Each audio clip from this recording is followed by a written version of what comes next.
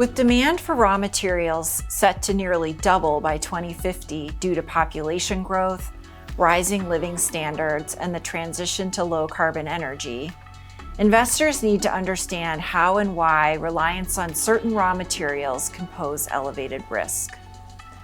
The raw material use, MEI, focuses on how efficiently and effectively a company uses and selects its critical raw material inputs in the production process and how well it manages related risks, depending on the type of raw material inputs.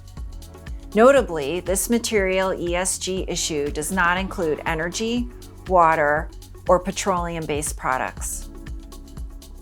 The Morningstar Sustainalytics ESG risk ratings framework captures the risks related to physical scarcity, accessibility issues, and high cumulative demand for raw material inputs at the industry level.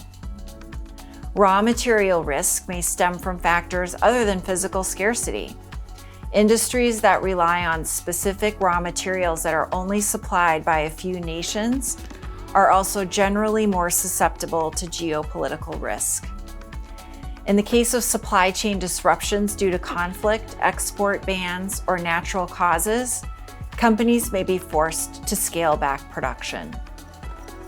Our approach to assessing a company's management of raw material risk focuses on recycling programs, eco-design, and circularity.